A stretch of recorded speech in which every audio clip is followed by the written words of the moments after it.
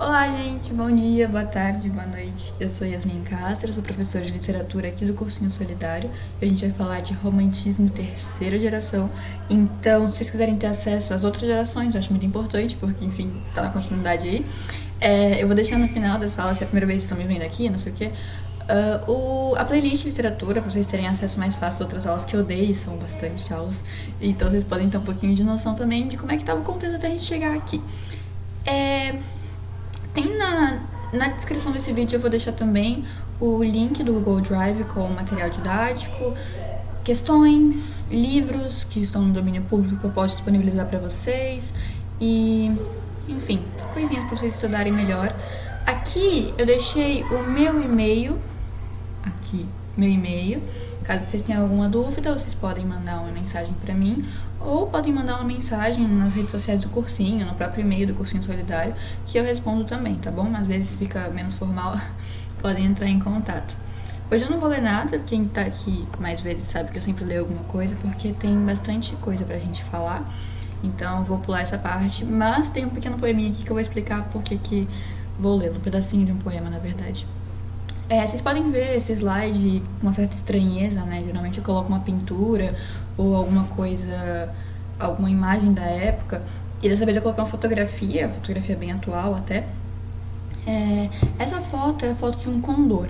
Essa geração, a terceira geração romântica no Brasil, é conhecida também como geração condoreira. Por quê? Porque eles associam essa imagem, esse condor dos Andes, a essa imagem de liberdade, do espírito dos poetas. Então, tem essa grande ave de voo alto, representaria o voo alto da alma dos poetas românticos dessa geração. Então, tem esse poeminha do Castro Alves, que ele está comparando o poder do povo na rua, né, esse povo, essa praça sendo do povo, e ele diz: a praça é do povo, como o céu é do condor. É o antro onde a liberdade cria águias em seu calor. Então ele faz essa comparação entre espírito e natureza, que é muito cara para os poetas brasileiros e latino-americanos. Vou falar de contexto histórico, então. O romantismo ele se dá no século XIX, né, na primeira e segunda metade do século XIX, que seria o século XIX inteiro, né, Yasmin? Mas tudo bem. Enfim, tem uma época específica, né, que se dá o romantismo, mas especificamente a terceira geração romântica vai estar lá entre 1870 e 1880. Eu falei na última aula que esses poetas morriam muito jovens, né? Então, é um período muito curto, mas que marca muito, é um período de grande expressão poética, grande expressão da escrita. Então, vai ficar marcado até hoje Castro Alves para nós, mesmo tendo sido Castro Alves e românticos no geral, mesmo tendo sido um período tão curto de tempo. A busca pela liberdade e igualdade dos homens é inspirado principalmente na abolição da escravidão nos Estados Unidos. Vocês podem ver que nessa época, até 1880, o Brasil ainda não é independente não, o Brasil ainda não é, a abolição ainda não foi feita no Brasil, então esses poetas se inspiram nesses contos de liberdade de outros países. Vocês lembram que eu falei um pouquinho pra vocês de como é que foi na França? A imagem, né, da França igualitária, libertadora, e aí isso passa para a América e inspira muito mais os poetas aqui quando chega nos Estados Unidos, porque ainda tem essa noção de Estados Unidos ser um povo americano, ser um povo também colonizado e que está ganhando sua independência. É mais próximo de nós do que os países europeus. Aqui tem um pedacinho de um artigo que eu quero ler para vocês, que é muito bom. Esses escritores e poetas românticos, ao buscarem a identidade do homem genuinamente brasileiro, seja no índio ou no sertanejo, olvidaram por completo a presença dos afrodescendentes.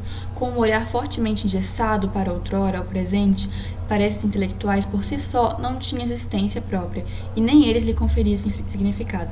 A visão deles era míope para o presente constituído por milhares de escravos. Desconheciam um território negro onde o trabalho era sinônimo de escravidão. Essa crítica que a Clara Botelho faz, ela é uma crítica que nos faz ver como essas gerações românticas, apesar de serem uma continuidade, são também uma ruptura. Então, vocês podem se lembrar que a primeira geração ela vai focar em criar um herói nacional, que seria esse índio idealizado que a gente conversou. A gente tem um indianismo, a criação de algo completamente fictício, algo que vai de encontro com as reais culturas presentes no Brasil. E o que ela quer dizer é que essa terceira geração romântica, olhando para os negros, para os pretos escravizados, a gente começa a perceber que a nossa cultura, a cultura brasileira, ela vai ser constituída desse povo que está vindo, desse povo escravizado. Então, a gente pode começar a exaltar. A terceira geração romântica tem por característica a exaltação dos pobres. Eu vou falar um pouquinho disso no próximo slide. Então, aqui. Nós temos, como eu falei, a ruptura com as formas clássicas, e os poetas dessa geração eles vão preferir a versificação livre. Vocês vão ver na escrita do Castro Alves, por exemplo. Eu vou falar bastante dele hoje porque ele é incrível. Vamos ver na escrita do Castro Alves cheio de reticências e respirações e arfar e sonhos. Então, isso vai um pouquinho de encontro até mesmo com os sonetos que a gente tinha na primeira geração romântica. Rompe muito com o arcadismo. É um tipo de linguagem nova mesmo, uma prévia para o que vai ser moderno no país. Vocês lembram? Não sei se vocês lembram quando eu falei bem lá atrás, acho que na segunda aula que eu tava falando sobre metrificação. Então, se vocês quiserem entender melhor que eu tô falando de versos livres, vocês podem voltar lá na Trovadorismo 1. Tem também no Drive do cursinho um material sobre versificação para quem tiver interesse e tal, mas é mais para se ler poesia mesmo e se entender como é que essas formas se dão e como é que essas formas influenciam na interpretação dos poemas. A gente vai ter uma desconstrução de discursos hegemônicos, que era mais ou menos o que eu estava conversando com vocês, de ruptura. Então, os poetas da terceira geração, eles vão se atentar ao esforço de fazer os leitores saírem um pouco da zona de conforto. É uma zona de conforto muito urbana e muito burguesa, então eles vão fazer esse esforço para que os pobres sejam protagonistas. Então eles vão falar de sociedade, de desigualdades, de escravidão, de cultura urbana, que é muito sair da zona de conforto das estruturas clássicas e das estruturas sociais. É uma prévia do realismo. Então, falando dessa desconstrução, é uma prévia do que vai ser o realismo. Eu vou falar com vocês ainda sobre isso, mas é uma literatura mais real, uma literatura que fala da sociedade como ela realmente é, uma literatura que chega para incomodar muito, e vai ser o começo da literatura como polêmica e não como continuidade das estruturas sociais. E um olhar que se volta para o presente, justamente porque a gente tem essa literatura mais real, querendo falar das coisas que realmente estão acontecendo. Ela também vai ser chamada de geração hugoana. O que é isso? Assim como a gente falou na última aula do modismo do Lord Byron, na segunda geração romântica, na terceira a gente vai ter esse segmento da literatura do Victor Hugo, que vai viver muito o século XIX. Ele nasce em 1802 e morre em 1885, então ele vai passar lá na França pela Restauração Francesa, pelo Primeiro Império de Napoleão, pela Revolução de 1830, pela Monarquia de Julho, pela Revolução de 1848, pelo Segundo Império de Napoleão III e a Terceira República. Então, assim, são muitos períodos históricos que Victor Hugo vive e também muitos períodos literários, culturais. Então, ele vive o neoclassicismo, vive o romantismo, vive o realismo, vive o parnasianismo, naturalismo e morre quando está começando o simbolismo. Então, é um homem de vida, de vivência. E ele vai falar muito dessa criação de estilo romântico e vai falar muito dos pobres. Ele é escritor de um romance épico dramático que é famoso até hoje, que o protagonismo é o povo pobre, o protagonismo são os miseráveis, né? Os Miseráveis, famosíssimo, um filme famosíssimo também, e, enfim, é um livro grande, uma obra grandiosa para falar, para colocar a população, né, como digno de protagonismo. Então, quando a gente fala de epopeia, nós falamos de um aristocrata, geralmente, um herói colocado em protagonismo. Então, a gente pode voltar, por exemplo, lá na Odisseia, na Ilíada, que são grandes homens protagonizando coisas, e aí a gente subverte essa lógica colocando as pessoas que são comuns, pessoas do dia a dia. Então, acho que até mesmo visibilidade para essas pessoas, né? Então a gente começa a se ver na literatura. E tem também o romance Notre Dame de Paris, que é acho que o primeiro romance do Victor Hugo, que é super famoso pra gente como Por Conta de Notre Dame, virou até filme da Disney e tal, que também, além de fazer essa ruptura, colocar o grotesco como protagonista, coloca Paris como protagonista. Então é um romance cheio de imagens do que é a vida parisiense, do que é a França de verdade. Aqui, então, os escritores da terceira geração romântica, perdão. Como eu sempre falo pra vocês, é algo que não precisa decorar, é só pra vocês ficarem familiarizados. Então a gente vai ter o Antônio Frederico de Castro Alves, que nasce em 1847 e morre em 1871. Joaquim de Souza Andrade, em 1833 e 1902. Tobias Barreto de Menezes, em 1839 e 1889. Joaquim Aurélio Barreto Nabuco de Araújo, 1849 e 1910. E Silvio Vasconcelos de Silveira Ramos Romero, 1851 e 1914. Chegamos então em Castro Alves. Castro Alves, ele vai ser conhecido como poeta dos escravos, justamente porque ele vai ter uma militância muito importante do abolicionismo. A mãe dele morre quando é muito jovem de tuberculose, e aí o pai se casa com uma mulher que era herdeira de um senhor de escravos. E eu não sei o quanto isso influencia na vida dele, mas ele é completamente contrário a isso. Ele vai prezar muito pela liberdade dos povos, ele vai lutar por isso. Ele tem uma vida muito liberta, amorosamente também, então ele vive amores livres e quer ver o homem livre, é um homem muito à frente do seu tempo. Ele é, com certeza, a maior representante da corrente romântica da terceira geração e um dos poetas mais importantes da nossa história. Ele é o primeiro a falar de poesia, ao olhar para o Brasil, dentro do Brasil e se constituir no Brasil. Eu não vi nenhum registro do Castro Alves saindo do país por muito tempo para estudar, tal. Ele estuda aqui também. Então ele cria um retrato fantástico. Ele vai do Nordeste ao Sudeste, Sudeste ao Nordeste, recriando esse país. Então esse primeiro livro e único livro que ele lança em vida, o Espumas Flutuantes, ele foi escrito depois de uma passagem que ele teve no Rio de Janeiro. Claro, depois de toda uma vida longa, mas depois que ele sai do Rio de Janeiro, ele lança esse livro com uma dedicatória lindíssima para amigos deles e tal. E o poema mais célebre, sem dúvidas, O Navio Negreiro. Ele era pedido para ser lido em vários lugares, com certeza o hino da independência, o hino da abolição nesse país, o lema dos abolicionistas, da sociedade abolicionista, e eu vejo como uma epopeia do sofrimento do povo preto, né, porque são encantos também. Eu vou ler um pedacinho para vocês, mas é belíssimo de se ver. Tem uma música do Rapa que uma vez fizeram uma prova fizeram uma questão comparando a música com esse poema, que é Todo Camurão tem um pouco de Navio Negreiro, para vocês terem noção do quão importante ele ainda é hoje.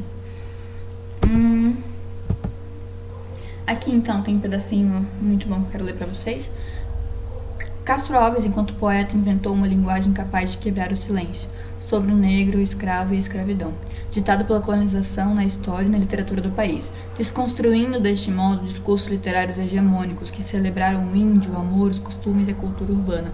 Sua poesia deu visibilidade ao outro, aquele que veio do lado do Atlântico pela força bruta de uma máquina escravocrata, contribuindo para que o diferente despontasse na sociedade brasileira no período em pauta.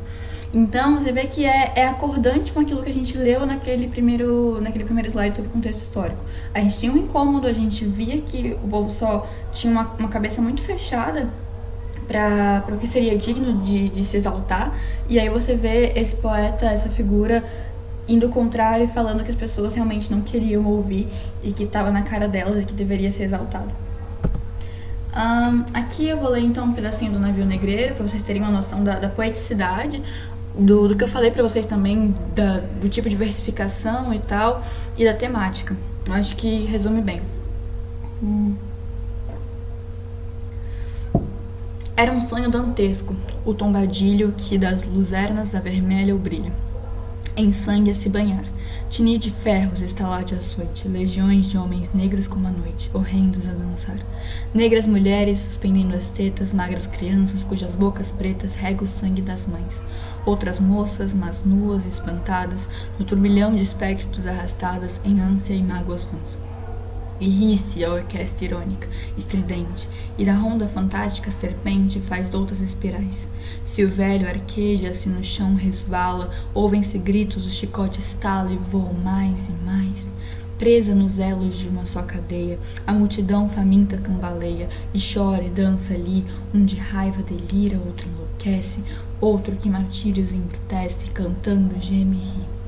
No entanto, o capitão manda a manobra e após fitando o céu que se desdobra tão puro sobre o mar, diz do fumo entre os densos nevoeiros: vibrai, rige o chicote, marinheiros, fazei-os mais dançar.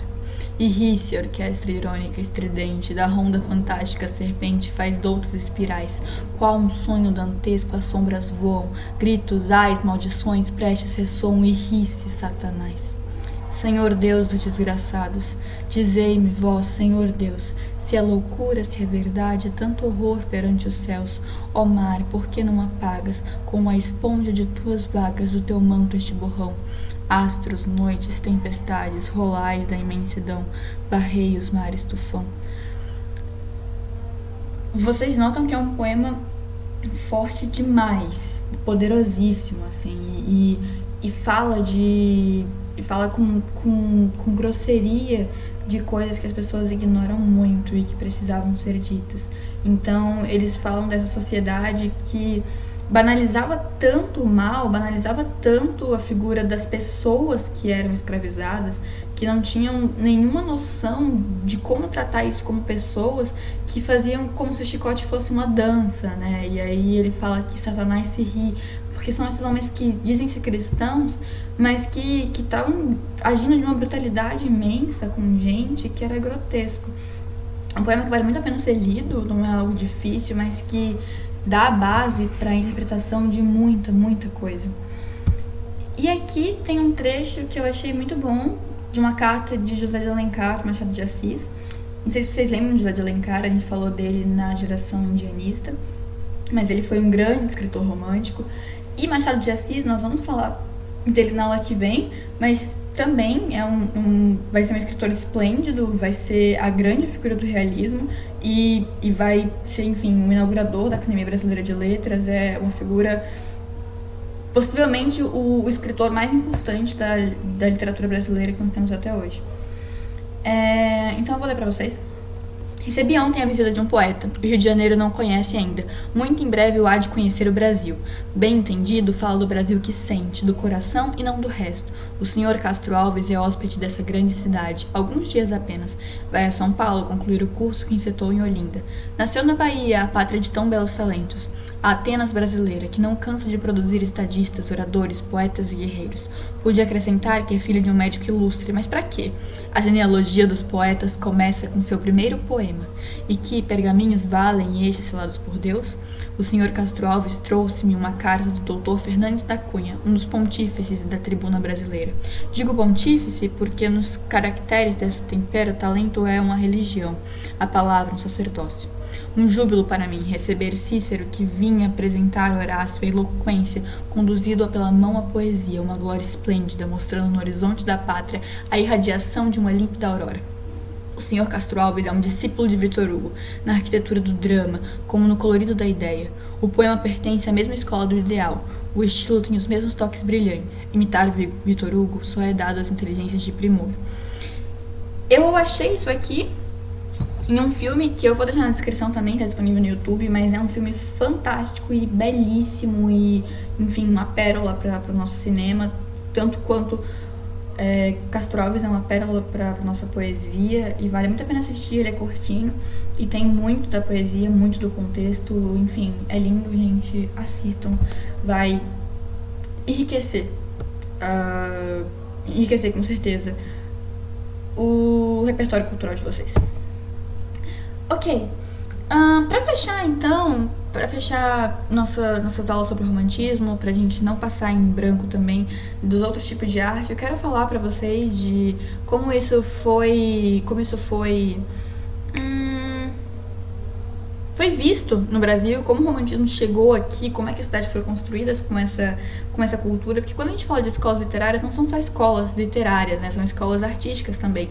E como a gente não tem aula de arte no cursinho, eu quero deixar vocês também a par dessas outras estruturas importantes para além da literatura. Então, a gente tem um fenômeno muito legal na arquitetura, que também vai fazer parte do Brasil. Muitas cidades vão ser construídas com arquitetura romântica, que é uma arquitetura chamada de ecletismo. Então, é uma arquitetura que mistura o neoclássico com o neogótico. Neoclássico, então, que se remeteria a essas estruturas da Grécia e da Roma, como a gente está falando há muito tempo, e neogótico, que se remeteria a umas estruturas da Europa medieval. Então aqui tem esse pedacinho de texto que diz: na decoração desses prédios usavam-se animais fabulosos como dragões, sereias, cavalos marinhos, que tinham sua origem na cultura oriental ou na mitologia greco-romana. Lembra que eu falei pra vocês da última geração, do orientalismo, que era esse modismo da Europa, mas também vai vir aqui pro Brasil. Então a gente tem na urbanização, essa urbanização de inspiração eclética, a Avenida Central, no Rio de Janeiro, que vai ser construída nessa base. A Avenida Paulista, em São Paulo, que é um nome completamente nacionalista, né? Essa Avenida dos Paulistas, dos paulistanos. E o Praça de Fortaleza também, com o arquiteto da época que guiou a construção de Fortaleza, o Adolfo Herter, não sei dizer. Nessa foto tem o sentido Paraíso e Consolação, em 1902.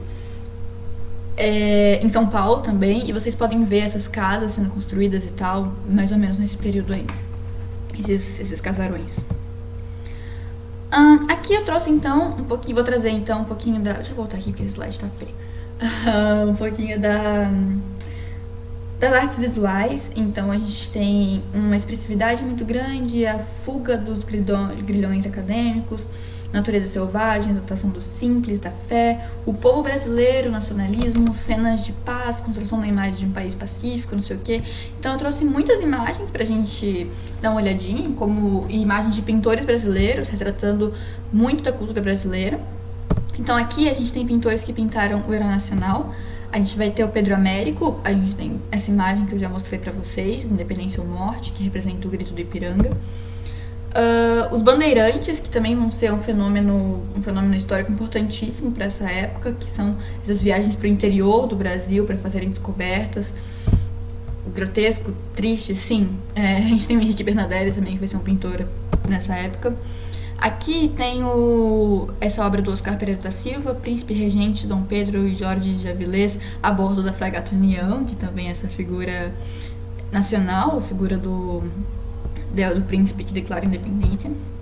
Sentimentalismo, então a gente tem algumas histórias aqui. Francesca de Rimini, do Figueiredo de Melo, é uma história europeia, mas que mostra uma mulher que foi líder de uma comunidade e tal. Pesquisei pouco sobre ela, mas acho que essa foi a questão, é que ela lidera sozinha uma comunidade. O Voto de Heloísa, do Pedro Américo. Eu achei essa imagem tão bonita e eu não consegui encontrar nada sobre ela, então se alguém conhecer algo, por favor, me contem, eu estou curiosa. Tem Zeferino da Costa também, pintor aqui, que pinta essa imagem da caridade. Você vê o protagonismo dos pobres de novo, né, que a gente estava comentando sobre. Então a gente tem em primeira cena esse povo miserável sendo retratado. Sensualidade feminina, a gente vai ter muitos pintores. E o legal da sensualidade feminina é que a gente vai trazer algumas imagens diferentes do classicismo. Então aqui, por exemplo, tem a Escrava Romana, do Oscar Pereira da Silva, que é esse outro lado das figuras greco-romanas, esse lado feminino, esse lado não tão pueril, não tão exaltativo do que a gente tinha no arcadismo, por exemplo. Aqui também a Messalina, Henrique Bernardelli, que é uma figura que é associada a uma prostituta grega. A Pomperiana, também uma imagem greco-romana, mas trazendo uma mulher nua. E Pedro Américo, a Carioca, que eu achei fantástico, é tipo a musa do Pedro Américo, mas agora a gente tá aqui no Brasil, então tem todas as imagens da natureza sendo exaltadas e a representação de uma mulher que seria brasileira. Indianismo, a gente tem várias pinturas também, já vimos em alguns outros slides. A gente tem a Iracema, do José Maria Medeiros. O Último Tamoio, do Rodolfo Amoedo, que retrata um pouquinho aquela história que a gente estava falando do Juca Pirama, né? E a Moema, que eu também já contei a historinha pra vocês, do Vitor Meirelles, que vai ser um grande pintor desse período também. Paisagem brasileira, paisagem forte no nosso país. Aqui, nessa pintura do Taunay, é muito fantástico o Mata Redonda do Carvão, porque vocês podem ver aqui, ó, esses dois homens próximos esses vários homens, né, tem vários homenzinhos aqui também, próximos à grandiosidade da natureza brasileira, então tem essa contemplação. O Porto Alegre, a hora do Porto Alegre, pintando no interior de uma floresta. E a vista do Rio de Janeiro, não vou me dignar a ler o nome deste homem, mas que retrata também o nosso país.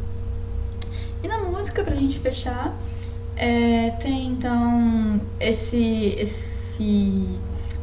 também como canto fantástico que a gente estava vendo na última aula, que foi algo que nasceu no romantismo alemão. Na música a gente vai ter o Lied, que é um estilo musical, um estilo de composição tipicamente romântica. O grande representante do nacionalismo, do romantismo na música vai ser o Beethoven, que é conhecido até hoje por nós. Aqui no fundo tem a imagem de uma partitura dele, que ele preza, né, por essa liberdade formal, essa criação entusiasmada. A gente tem esses outros homens, que eu também não faço ideia de como pronunciar o nome dele, gente, perdão. Minha letra está só no português mesmo. E coloquei aqui Chopin, porque ele compõe uma das minhas músicas favoritas da vida, lindíssima, perfeita, é esse compositor polonês, e eu vou colocar aqui na descrição também, porque ele também é romântico. Então é isso. Espero não ter passado muito do meu tempo hoje. Aqui tem as referências, todos esses textos estarão no Google Drive, inclusive os textos do Castro Alves, então aproveitem, porque é domínio público e é muito bom para se ler e para se ter. E é isso, gente. Eu agradeço muito a paciência até aqui. Um beijão.